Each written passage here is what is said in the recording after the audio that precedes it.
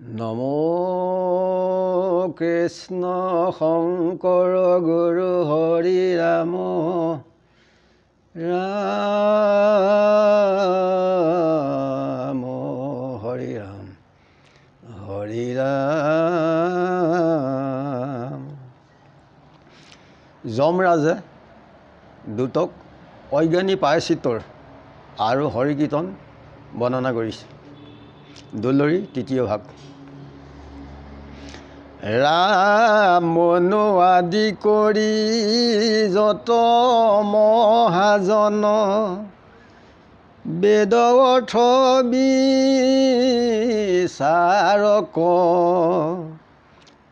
নামৰ মহিমা জানি স্থানে স্থানে থাপিয়া আছে নামক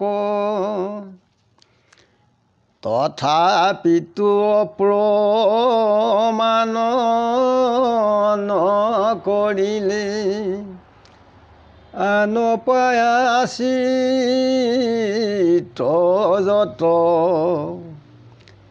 যেহেন বেদত জাগ যোগ আদি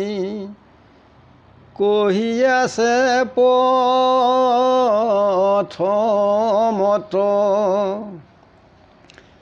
পাছত সমস্ত কৰ্ম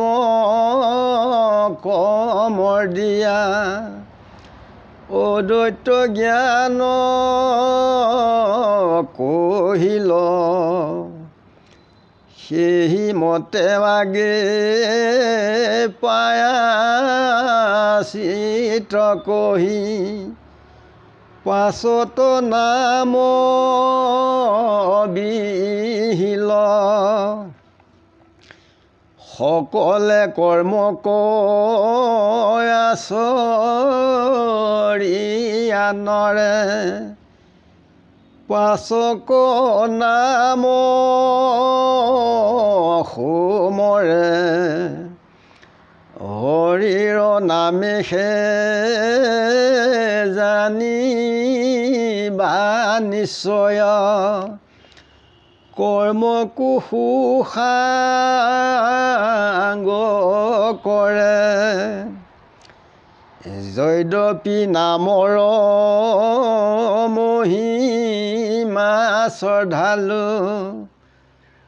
নকৰয় কৰ্মৱান পায়াচিত্ৰ বিধায়ক শাস্ত্ৰত প্ৰভু নকৰিলয়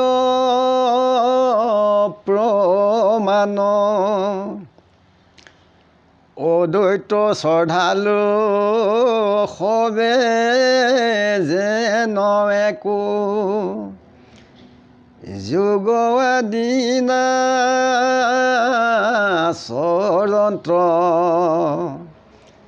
তথাপিতো কৰ্ম বিধায়ক বেদ অপ্ৰমাণ কৰন্ত সেই মতে মহাজনে অপ্ৰমাণ নকৰিলা প্ৰায়াচিত্ৰ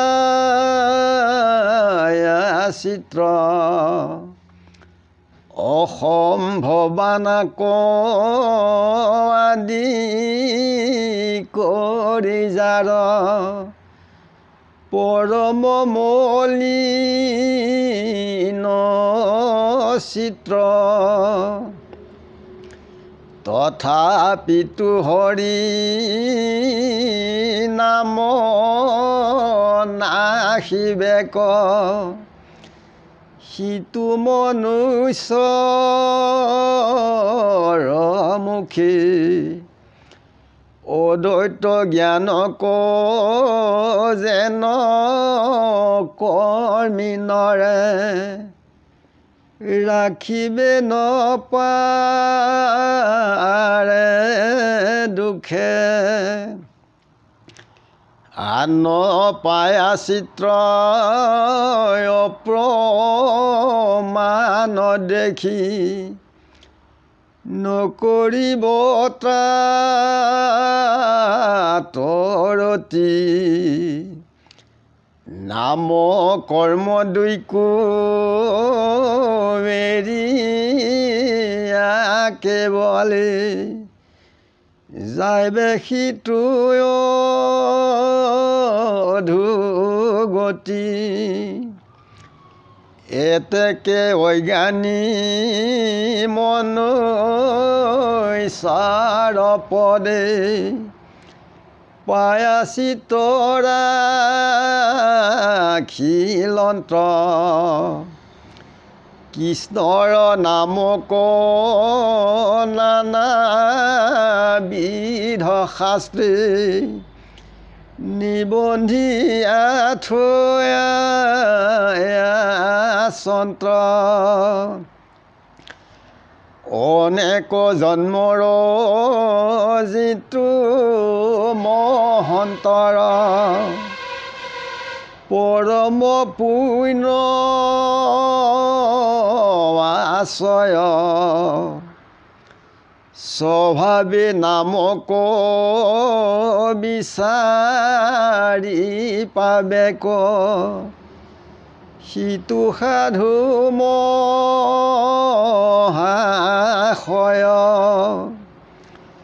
হেন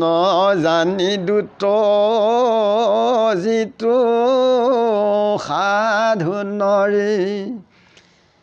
কৃষ্ণত লয়া শৰণ ধৰ্ম শিৰোমণি কৃষ্ণৰ নামক সদায় কৰে কীৰ্তন সিটো মহাজন চেতনে পাপত নকৰিবে অভিলাষ যদি প্ৰমাদত সিজে কদাচিত কীৰ্তনে কৰিবে নাশ পাপী হেন বুলি তাহাৰ ওচৰ নচাপিবি দুতগণ মোৰ দণ্ডযোগ্য নহিকে জানিবি সিটো মহাসাধুজন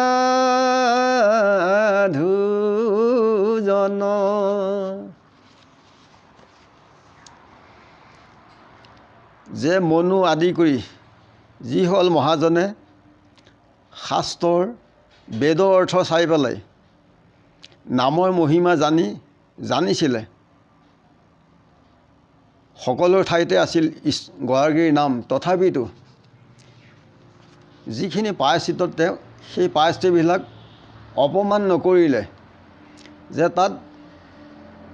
যাগ যোগ আদি অনেকবিলাক আছিল এইবিলাক আছিলে প্ৰথমতে আছিলে যে সমস্ত কৰ্মক চাই পেলাই যে দেখিলে যেবিলাক একো লাভ নাইকিয়া সেইকাৰণে প্ৰায়শ্চিত্ত আগত কৰি পেলাই পাছত ঈশ্বৰ কৃষ্ণৰ নাম বিহিছিলে যে মনুষ্যই সকলো কৰ্ম কৰি পেলাই পাছত ঈশ্বৰ কৃষ্ণ নাম কীৰ্তন কৰে হৰি নাম সকলো লোকৰে কৰ্ম কি কৰে সুসাংগ কৰে সকলো কৰ্মৰ ভাল কৰে যে যিবিলাক অদ্বৈতৰ প্ৰায়শ্চিত্ত এইবিলাকত ইয়াক অপ্ৰমাণ বুলি জানি তাক আঁতৰাই নিদিলে বেদৰ অঁতৰাই নিলে তাক যিসকলে অসম্ভৱ আদি কৰ্মকবিলাক তেওঁলোকৰ মনৰ পৰা কেতিয়াও চিতৰ পৰা দূৰ নহয়, যিসকলে পাপৰ মল, যে তেওঁলোকে কি হৰি নাম তেওঁলোকে কেতিয়াও নুশুনিব। আৰু এই জ্ঞানত কৰ্মী লোকসকলে কেতিয়াও দুখ শোকৰ পৰা তৰিব নোৱাৰিব। যদি নানান পৰাচিত্ৰ কৰে তেওঁলোকে সদায়, যিবিলাক নাস্তিক পৰায়ণ লোক তেওঁলোকে সদায় তাতেই ৰতি থাকিব, যে নাম আৰু কৰ্ম এই দুইকৈ এৰি পেলাই কি হ'ব, অধোগতি যাব লাগে ঈশ্বৰ কৃষ্ণত বিশ্বাস নহ'লে। যে অজ্ঞানী লোকসকলৰ কাৰণে এই বাহিৰা প্ৰায়শ্চিত্তবিলাক এনেকৈয়ে বিহিছিলে, যে যিসকল মহন্তৰ উপৰি জন্মত পুণ্য ৰাশি যিসকলৰ আছে, স্বভাৱতেই তেওঁলোকে ঈশ্বৰ কৃষ্ণৰ নাম বিচাৰি পাব। এই কথাখিনি যমে দুটক কৈ আছে, যে তেখেতসকলে ঈশ্বৰত যিসকলে আশ্ৰয় লৈ শৰণাপন্ন হ'ল, তেওঁলোকে য'ত কীৰ্তন কৰে তেওঁলোকৰ ওচৰলৈ তোমালোক নাযাবা। যদিও পাপ কামৰ নোহোৱাকৈ যদিও কৰে অভিলাষ, তথাপিতো ঈশ্বৰ কৃষ্ণৰ কীৰ্তনত প্ৰমাদত যদি হয় তথাপিতো সকলো নাইকিয়া হয়। যে কীৰ্তনে সকলো মষিমূৰ কৰে, যে জানি পেলাই তোমালোকে সেই গুৰু সেই ভক্তৰ ওচৰ তোমালোকে কেতিয়াও নাচাবিবা, যে মোৰ তেওঁলোকৰ সেই সাধুৰ দণ্ডৰ পাত্ৰৰ যোগ্য আমি নহওঁ। এইবুলি দুটক কীৰ্তনৰ সমিধান দিছে যমৰজাই। যদি ভৱ ভয় ভংগ মনে ইচ্ছা কৰা ভাই, সাধু সং সদা কৰা সাৰ, একখন মানে মাত্ৰ কেৱল সাধুৰ সংগে, হুৱে নাও ভৱ তৰিবাৰ। যদি এই ভৱ সংসাৰ ভয়ৰ পৰা যদি আমি নিস্তাৰ পাবৰ কাৰণে যদি আমি চিন্তা কৰিছোঁ পৰজন্মৰ কাৰণে, তেতিয়া আমি সদায় এই যিবিলাক লালসা এইবিলাক এৰি সদায় আমি সাধুৰ সংগত ঈশ্বৰ কৃষ্ণক কেনেকৈ নাম গুণ ল'ব লাগে, ইয়াৰ আদৰ্শ ভাগৱত ধৰ্মৰ নিয়ম নীতিৰ মতে অকণমান সময় যদি ঈশ্বৰ কৃষ্ণৰ নাম শুনে সাধুৰ সংগত, এই সংসাৰৰ পৰা অচিৰে উদ্ধাৰ হ'ব পাৰে, একাগ্ৰচিতে ঈশ্বৰ কৃষ্ণত আশ্ৰয় ল'লে। ইমানতে কৈ আজি ৰাখিছোঁ। গুৰু কৃষ্ণ কৃষ্ণ হৃদয়ানন্দ গুৰু হৃদয় কৃষ্ণ।